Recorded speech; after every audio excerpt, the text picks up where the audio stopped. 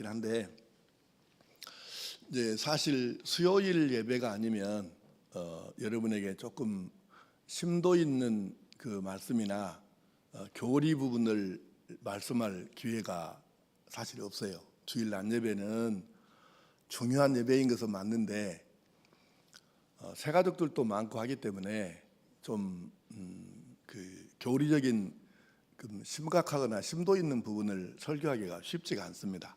그래서 이제 특히 로마서는 신학교를 안 다닌 분들도 그런 뭐 교리 서신이라 하되 뭐 이런 정도로 이렇게 얘기를 하니까 교리에 관해서 다룬 성경이 맞아요. 근데 이 부분을 좀 그냥 한 장에 한두 시간 내고 이렇게 넘어갈 수 있긴 한데, 핵심적인 정말 중요한 부분은 여러분들이 진짜 이거는 있는 대로 그대로 우리가 믿어야 되거든요. 그래서 이해하고 믿는 것하고 물론 믿음으로 나중에 이해가 되는 것도 있기는 해요. 근데 기왕이면 이해하면서 믿는 게 좋고, 왜 우리가 바르게 믿어야 하는지를 아는 게 너무 중요하잖아요. 그래서 어쩔 수 없이 지금 교리적인 부분에 있어서 좀 설명이 필요한 부분은 좀 이렇게 길게 하기도 하니까 그렇게 참고하시고, 지난 시간에는 이제 같은 본문의 1절과 2절 말씀을 주로 함께 다뤘는데, 오늘은 3절과 4절 말씀을 함께 좀 나누려고 합니다. 지금 세례에 대한 말씀이거든요. 근데 세례가 영적으로 굉장히 중요하기 때문에 성경은 세례의 의미를 여러 가지로 설명을 해요. 한 가지로만 설명하는 게 아니고 다양한 방법으로 세례는 이런 것이다, 이런 영적인 의미가 있다, 그런 걸 우리에게 깨우쳐 주시는 거죠. 그래서 오늘 그 부분을 함께 생각하겠습니다. 먼저 베드로전서 3장 20절과 21절을 세번역 성경으로 한번 보겠습니다. 자, 자막을 보시고 시작. 그 방주에 들어가 물에서 구원받은 사람은 겨우 8사람밖에 없었습니다. 그 물은 지금 여러분을 구원하는 세례를 미리 보여준 것입니다. 아멘. 노아 시대에 노아 방주를 통해 가지고 노아의 가족들 8명이 구원받은 그 이야기를 여러분에게 전에도 여러 차례 말씀했는데 한번 다시 따라하겠습니다. 성경이 풀 때가 가장 정확합니다. 그러잖아요. 성경이 풀어줄 때가 제일 정확하지 공부 많이 한 사람이 풀 때가 제일 정확하겠습니까? 그리고 하나님의 말씀은 하나님의 말씀으로 푸는 게 이제 맞기도 해요. 그런데 지금 읽은 말씀을 세번역으로 보니까 세례가 뭐라 그랬어요? 그 방주에 들어가 물에서 구원받았다. 왜 그래요? 다 지금 모든 사람은 물에 빠져 지금 죽잖아요. 홍수가 내려가지고. 그런데 방주 배 안에 들어간 사람들은 생명을 건졌는데, 이것이 바로 그 물은 지금 여러분을 구원하는 세례를 미리 보여준 것입니다. 그러니까 노아 방주에서 구원받은 이 이야기가 세례라는 것이구나. 그게 이걸 지금 말씀하고 있는 거잖아요. 이건 뭐 내가 연구를 많이 해서 뭐 이렇게 깨달았고 한 게 아니고 성경이 지금 그렇게 풀고 있잖아요. 노아 방주 사건도 그게 우리에게 세례가 어떤 것인지를 미리서 보여주는 예표적인 사건이구나, 이걸 이렇게 설명을 하고 있잖아요. 그러니까 그러면 이 홍수가 물이라고 하는 것이 모든 다른 사람들에게는 심판이었는데 노아의 가족에게는 구원의 상징이 된 거예요, 이 노아의 홍수가. 그러니까 그렇죠. 똑같은 비가 내렸는데 어떤 사람에게는 심판이고 어떤 사람에게는 구원인 거예요. 그러니까 우리가 이 땅에 사는 동안에 그런 비슷한 일들이 실은 많이 일어나기도 해요. 우리가 여기서 기억할 거 뭐냐면, 그래서 사람은 물 위에 있어야지 물 속에 들어가서 못 나오면 죽는다는 것입니다. 이 사람들은, 노아의 가족들은 배 안에 있어서 물 위에 떠 있었기 때문에 구원을 받은 거죠. 세례라는 건 뭐냐면 바로 이 물속에 들어갔다가 나오는 것인데, 들어갔다 못 나오면 죽는 거잖아요. 근데 세례 받고 나온다는 얘기예요. 그래서 우리가 세례를 통해서 죽었다가 다시 살아나는 것을 상징적으로 세례식을 통해 갖고 우리가 한번 몸으로 느낌으로 경험해 보는 거죠. 그걸 세례라고 하는데, 근데 또 이렇게도 말씀하세요. 고린도전서 10장 1절 2절 말씀을 우리말 성경으로 한번 보겠습니다. 자, 시작. 형제들이여, 나는 여러분이 이 사실을 알기를 원합니다. 우리 조상들이 모두 구름 아래에 있었고 바다 가운데로 지났고 모두가 구름과 바다 속에서 세례를 받고 모세와 연합했습니다. 아멘. 아멘. 그 한번 잠깐 그 성경 띄워줘 보세요. 이제 말씀을 들으면서 성경 구절과 한번 잘 연결을 시켜 보세요. 지금 조금 전에 읽었던 베드로전서 3장에서는 노아의 방주로 인해서 구원받은 것도 세례의 상징이고 모형이라, 다른 말로 하면 그것도 일종의 세례다, 그렇게 표현하더니 방금 읽은 고린도전서 10장 말씀에는 1절 2절 말씀에는 이스라엘 민족이 홍해 바다를 걷는 것도 세례의 상징이요 모형이라고 하는 거예요. 자, 쉽게 생각합시다. 이건 아주 쉬워요. 이스라엘 민족이 이제 지금 애굽에서 해방돼 가지고 이제 약속의 땅 가나안으로 가는 과정에 딱 가는데 뭐가 가로막고 있어. 더 이상 앞으로 나갈 수가 없어요. 그게 뭐였죠? 홍해예요, 홍해. 지금도 우리 그 중동에 가면 홍해가 지금도 있잖아요. 근데 홍해 바다가 바다가 가로막고 있으니까 어떻게 더 이상 나가겠어요. 그때에 하나님께 모세에게 너가 가지고 있는 지팡이로 바다를 내리 가르쳐라.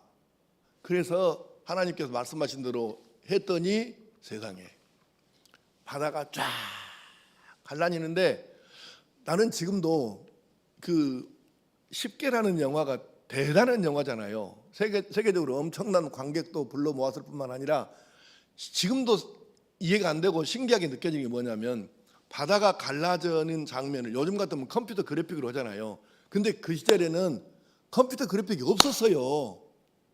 어떻게 저걸 촬영을 했지? 보면서 신기하고 세월이 많이 지난 지금 봐도 너무 신기한 거예요. 바다가 쫙 갈라져 갖고 이게 벽이 생기는데, 물벽이 생기는데 이 물이 막 지글지글 끓듯이 그렇게 물이 움직이잖아요. 그게 보이잖아요. 그런데 세상에 그 양쪽으로 생겨 있는 물벽 사이로 이스라엘 민족이 막 건너가는 거예요. 그런데 뒤쫓아 애굽의 정예부대 기마병 그 부대가 막 이제 지축을 울리면서 말을 타고 막 쫓아오는데, 보니까 원래 지금 거의 끄트머리가 다 이제 건너가고 있어. 저쪽 반대쪽으로, 강 반대쪽으로. 그러니까 이걸 보던 그 애굽의 이집트의 군인들이, 기마병들이 아니 신기하네. 저것들이 바닷속으로 가는데 안 죽고 저렇게 어찌 물이 안 합쳐지냐? 우리도 가불자. 그래서 이 사람들이, 기마병들이 말을 타고 가자 해서 막 다닥다닥 하고 갔는데, 이 세상에 이스라엘 민족이 지나갈 때는 아무 일이 없었는데 그 물벽이, 이스라엘 민족의 마지막 사람이 반대쪽 물 건너서 언덕으로 올라가니까 물이, 그동안 아무 일이 없던 이 물벽이 스무르르 허물어지더니 물이 합쳐져 버리는 거예요. 모세 10개 영화 본 사람은 지금 뭔 말인지 알죠? 성경을 고증을 거쳐서 영화를 참 잘 만들었어요. 잘 생각하세요. 똑같은 물 속을 지나갔는데 이스라엘 민족은 죽었어요, 살았어요? 살았어요. 이집트의 기마병은 죽었어요, 살았어요? 죽었어요. 신기하잖아요. 그래서 이걸 가리켜서 그 홍해 물속으로, 홍해 바다 물속으로 지나갔는데 이스라엘 민족은 한 사람도 안 죽었어요. 그리고 이집트의 기마병은 모두 수장, 물속에 장사지는 바 되었다고 그렇게 기록을 하고 있거든요. 자, 여기서 지금 저 성경 2절 한번 보십시오. 다시 봅시다. 같이 읽어 시작. 그럴 수 없느니라. 죄에 아니. 대하여 죽은 고린도전서 10장 2절 시작. 모두가 구름과 바다 속에서 세례를 받고 모세와 연합했습니다. 뭐라고 되어 있어요? 모두가 구름과 바다 속에서 세례를 받고, 지금 이것을 세례라고 표현한 거예요. 물속을 통과했는데 이 사람들은 무사히 빠져나왔잖아요. 사실은 죽은 것이나 같죠. 그래서 바다 속에서 세례를 받고, 그 다음에 중요한 게 뭐냐면 모세와 연합했다는 것입니다. 여기서 말하는 모세는 예수님을 예표, 그러면 그 시범적인, 미리서 시범적으로 예를 보여준 거예요. 그거를 지금 예표로 하거든요. 그래서 모세와 연합했다. 그러면 하나 됐다 그 말이잖아요.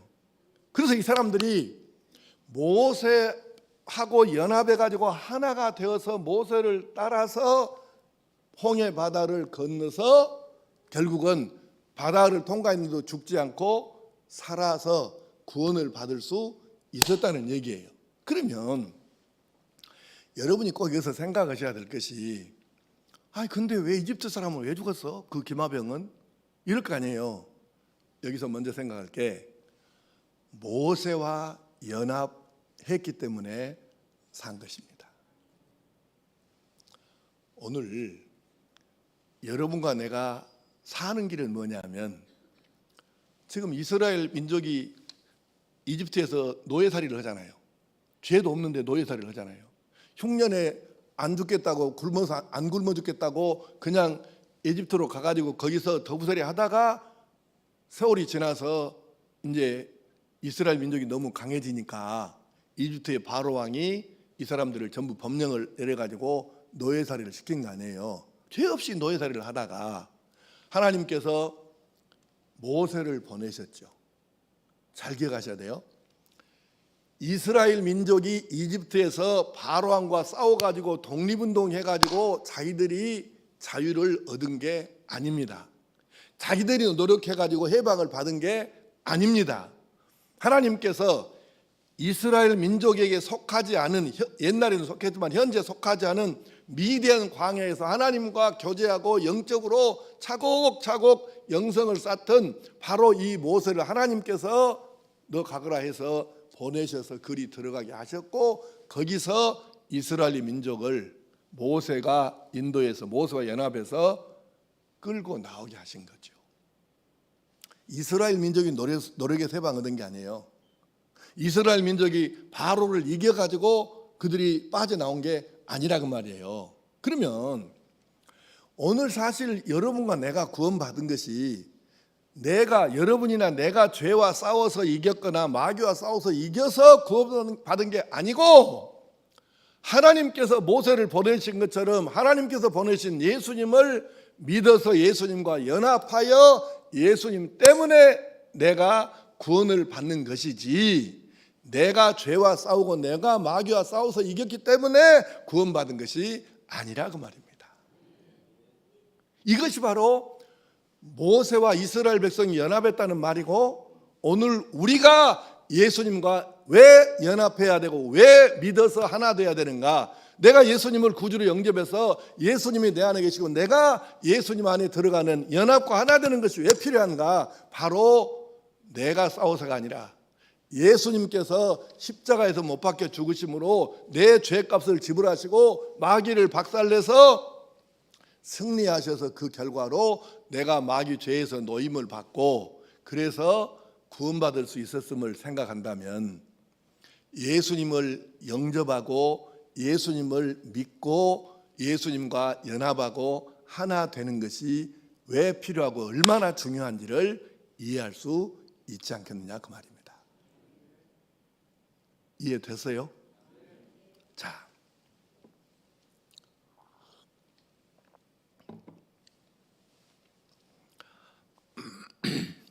우리가 세례의 의미를 한 가지 좀 더 생각해 봅시다. 예수님과 연합하여 죽었다는데, 그러니까 이스라엘 민족이, 다 보세요. 영적으로 어떤 의미를 갖고 있냐면, 홍해를 건넜다는 것은 이스라엘 민족이 모세와 연합해서 홍해 바다를 건넜습니다. 그러면 사실은 바닷속을 지나간 거니까 그 바닷속을 지나갈 때 의미적으로 보면 죽은 거예요, 산 거예요? 죽은 거죠. 바닷속에 들어가서 한참을 그리 지금 걸어가는데 살아있을 사람이 누가 있어요? 지금같이 무슨 뭐 산소호흡기가 있는 것도 아니고, 뭐라고 그래요? 뭐 잠수 그거 뭐 이렇게 하는 것도 아니고, 당연히 죽는 거죠. 물속에 바닷속에 들어가면 죽는 거죠. 그런데 이 사람들이 그 죽음의 이 바다를 통과해서 건너편 반대쪽으로 언덕으로 다 올라갔어요.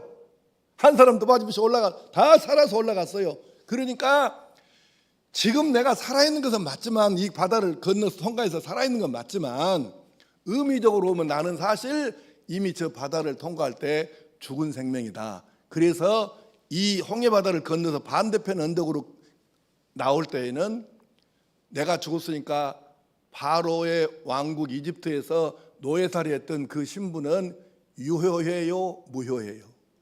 무효지요. 무효지요. 100번 무효죠. 왜? 죽으면 모든 것이 끝나는 거예요. 그 상황에서. 우리 세상에서 큰 죄를 짓고 뭐 어쩌고 저쩌고 검찰 수사를 받다가도, 물론 아픔은 아픔인데 죽어버리면 더 이상 재판을 못 하잖아요. 그냥 끝나는 거예요. 그러니까 우리가 홍해 바다를 건너는 순간에 이미 이집트의 바로 왕의 노예 신분 이 자체가 이미 없어지고, 그 다음에 걸어서 자기 발로 반대편 언덕으로 올라왔을 때에는 바로 왕하고는 상관없는 새 나라 이스라엘 나라의 백성이 되는 거죠. 다시 말하면 이제는 우리가, 내가 믿음으로 예수님 세례를 받을 때, 예수님의 십자가에서 죽으실 때 세례를 받을 때에 예수님이 십자가에 죽으심이 내가 지금 세례 받음으로 함께 내가 죽고, 예수님이 십자가에서 무덤에서 부활해 나오실 때 나도 이미 새 사람으로 거듭났다. 그러면 내가 십자가에 세례 받을 때 십자가에서 나도 죽었으니까 내가 마귀하고 죄하고는 원래는 그쪽에 속해 있는 건 맞아요. 아담에게 속해 있었고 마귀에게 속해 있었고 죄에게 속해 있었는데, 내가 세례 받고 예수님과 연합한 다음에는 내 신분이 마귀와 죄에 속해 있어요, 안 속해 있어요? 안 속해 있죠. 뒤집어졌어요. 누구하고 연합해서? 예수님하고 연합해서. 그래서 예수님 따라서 나는 이제는 마귀 죄와는 아무 상관이 없는 하나님 나라 백성이 되는 것이고, 예수님과 연합했기 때문에 더 이상 죄의 마귀에게 속한 그들과 함께 동거해서 사는 이 신분에서는 완전히 벗어나 버렸다 그 말. 이 속박에서 벗어나 버렸다 그 말입니다. 그러니까 우리가 왜 세례가 영적으로 왜 중요한지를 이제 이 말씀을 통해서 우리가 깨달아야 되는 것이죠.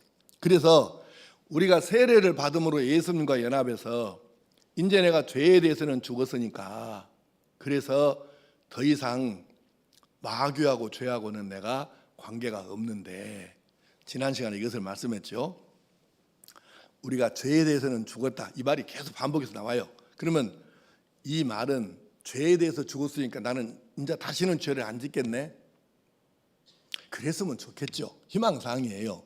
그런데 그런 뜻은 아니고, 이 말씀의 헬라어의 원어의 뜻은 이런 뜻이에요. 죄와 동거, 함께 살지 않는다. 죄에 속해 있지 않는다. 이런 뜻이에요. 그럼 우리가 이것을 뭘로 알 수 있느냐, 그런지 아닌지를 뭘로 알 수 있느냐? 지난 시간 말미에 말씀을 드렸듯이, 여러분이 하나님께서 죄라고 규정하신 것이 성경에 다 나와요. 그런데 하나님의 말씀이 죄라고 규정하신 것을 내가 행하는데도 마음이 하나도 아프지도 않고 불편하지도 않고 아무렇지도 않아요. 그러면 이 사람은 아직 예수님을 실제로는 제대로 영접을 안 한 거예요. 죄 씻음의 기쁨을 감격을 누려보지 못한 사람이에요. 그런데 죄를 지으면 말할 것도 없이 불편하고 막 가슴이 뛰고 막 얼굴이 빨개지고 이러는데 죄를 짓지 않고 죄에 대한 생각만 해도 마음이 불편해. 그러면 이 사람은 무조건 거의 세상에 100%는 없다고는 하지만 그래도 이런 사람은 죄에 대한 생각만 해도 마음이 불편해. 이 사람은 100% 이미 예수 영접한 사람, 구원의 확신이 있는 사람, 죄 씻음의 감격을 누려본 사람입니다. 이제 내가 손 들어보라고는 안 할게요. 여러분이 스스로 이제 판단하시라고요. 나는 죄라는 것을 지을 때에 불편한가 안 불편한가, 조금만 불편하고 대부분 괜찮은가, 이걸 스스로 한번 생각을 잘 해보시라고. 그러면 내가 지금 어느 쪽 소속인가가 이게 답이 딱 나오게 돼 있어요. 네. 그러니까 죄에 대해서 죽었다. 내가 세례를 받을 때 예수님과 합하여 세례를 받았기 때문에 예수님 십자가에 못 박혀 죽으실 때 나도 죄에 대해서는 죽었다. 그러면 신분이 바꿔진 거잖아요. 이스라엘 민족이 홍해바다에서 건너서 반대편 언덕으로 걸어서 나왔을 때 이미 애굽의 노예, 호적 이거 아무나 상관이 없는 거예요. 새로운 이스라엘 나라의 그 백성이 된 거잖아요. 우리가 예수님과 합하여 세례를 받았다는 말이 바로 그 말이에요. 이제는 우리가 마귀 죄하고는 아무 상관이 없어요. 믿음으로 세례를 받고 믿음으로 예수님을 영접하고 그렇게 해서 내가 죄 씻음을 받은 것이 확실하다면 더 이상 나는 마귀하고 죄하고는 동거할 수가 없는 사람이죠. 그래서 불편한 거예요. 죄를 지어도 아무렇지도 않아. 그거 어째서요? 그럼 이 사람은 지금 예수 영접 안 된 거예요. 죄 씻음을 못 누려본 거예요, 이 감격을. 그러니까 신분의 변화가 없는 거죠. 그래서 우리가 이것은 굉장히 중요한 문제예요. 그러니까 지금 로마서에서 계속해서 이 죄 씻음, 세례 이거를 강조하는 이유가 뭐냐면 그만큼 이것이 우리 구원과 깊은 관계가 있고 실제적인 얘기라는 거예요. 그래서 계속 반복해서 강조하는 거예요. 죄 씻음에 대해서, 세례에 대해서. 자, 오늘은 여기까지에 대해서 혹시 궁금한 거, 이해가 좀 덜 되는 거 뭐 있으면 질문 한번 해보세요.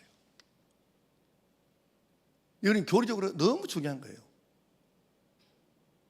다음 시간에 또 계속 하겠어요. 이 본문 갖고 앞으로도 한 2-3시간을 해야 돼요. 질문 해보세요. 질문.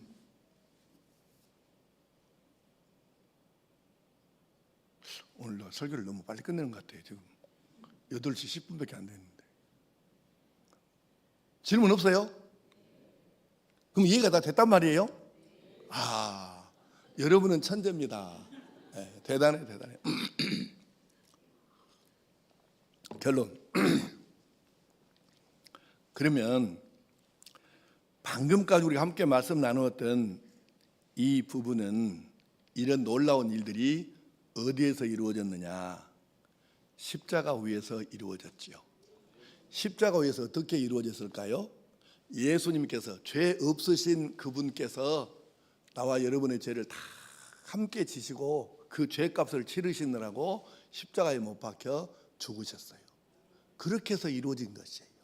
그러니까 우리가 받은 이 놀라운 신분의 변화, 죄 씻음, 세례, 이것은 예수님의 십자가 위에서 이루어졌기 때문에, 그래서 우리가 십자가가, 만약에 십자가가 나는 저 십자가가 있어야 기도가 돼, 그러면 그건 우상이기 때문에 그건 잘못된 거지만, 우리가 십자가를 바라보면서 우리의 생각이 좀 달라지고 숙연해지고, 맞아, 저기서 내 신분의 변화가 이루어졌지, 저기서 나의 죄 씻음이 이루어졌지, 이걸 생각하면서 정말 나는 새로운 신분으로 살아야 돼, 마귀가 아니고 하나님의 아들로, 딸로 살아야 돼, 내가 아들답게 딸답게 살아야 돼, 이런 생각으로 우리가 십자가를 바라보면서 느낄 수 있다면 그거는 좋은 거잖아요. 예수님 십자가와 내가 무슨 관계가 있는가? 내 신분의 변화가, 나의 죄 씻음이, 이것이 전부가 예수님의 십자가 지심으로 거기에서 이루어졌으니까, 그래서 십자가를 바라볼 때마다 이런 생각을 하면서 기도가 조금 더 깊어지는 그런 은혜가 있게 되기를 축복합니다. 기도하십시다. 아버지 하나님, 나의 세례가 영적으로 어떤 의미가 있을까? 노아의 방주 이야기와 그리고 이스라엘 민족이 애굽에 해방되어 홍해 바다를 건너서 약속의 땅 가나안으로 들어갔을 때의 그 이야기를 생각하면서 이렇게 놀라운 은혜의 역사가 있구나, 이런 놀라운 은혜가 십자가 위에서 이루어졌구나, 나를 위한 그 놀라운 은혜가, 이것을 생각하면서 십자가를 바라볼 때마다 그래, 저기서 예수님께서 못 박혀 죽으심으로 내 죄를 씻어주셨지, 저기서 바로 예수님께서 그렇게 죽어주심으로 내 신분의 변화가 생겼지, 나는 이제는 마귀와 죄와는 아무 상관없는 하나님의 아들, 딸이고 천국의 백성이다, 이 믿음을 가지고 하나님의 아들답게 딸답게 천국 시민답게 살아가는 하나님의 사람들 되게 하여 주시옵소서. 주 예수님의 이름으로 기도하옵나이다.